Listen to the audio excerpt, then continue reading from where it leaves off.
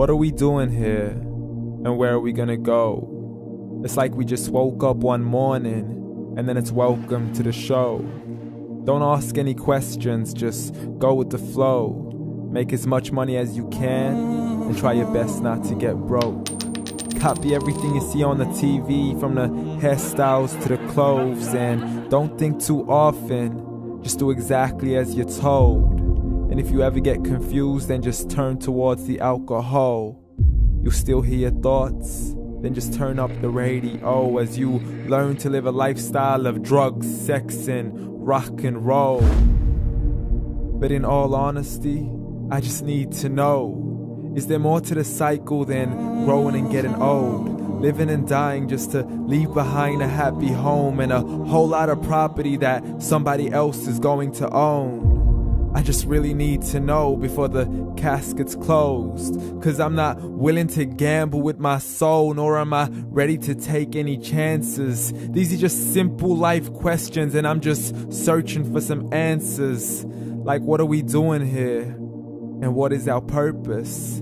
How did we get here, and who made us so perfect? And what happens once we go, or is this world all really worth it?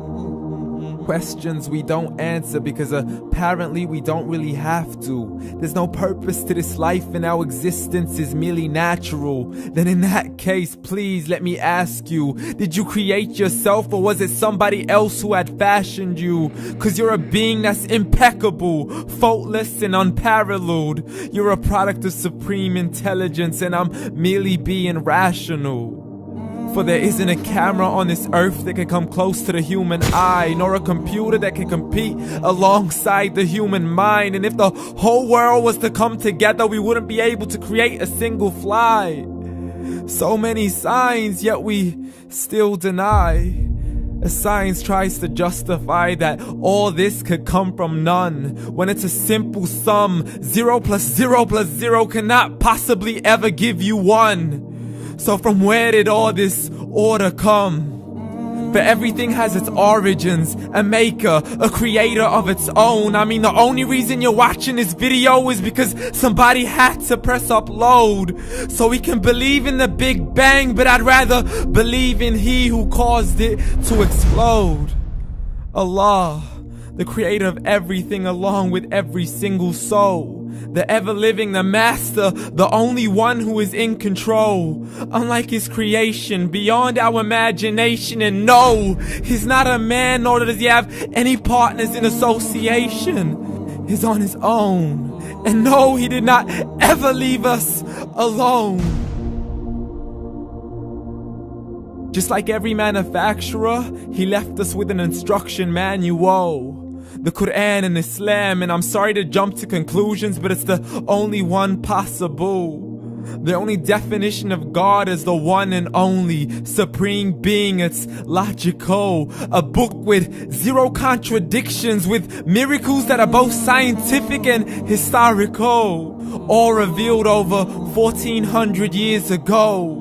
Like the detailed description of the human embryo. The descriptions of the human embryo in the Quran cannot be based on scientific knowledge in the 7th century. To the mountains as pegs holding firm the earth below, and the 2 seas that don't mix in a complete separate flow. To the planets in orbit, alternating night and day as they stay in flow. The expansion of the universe and the creation of everything from H2O.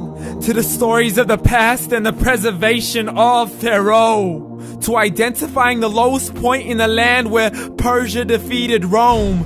The gushing fluid that created man in the glands between the ribs and the backbone. And not a word has changed, it's still the same. So please explain how all this was known over 1400 years ago. To a man who couldn't read or write as he would recite whatever the angels spoke. And if you still don't believe, please try to come up with something that's even close. But you can't, so we took God as a mockery and his messengers as a joke. Muhammad could not read or write.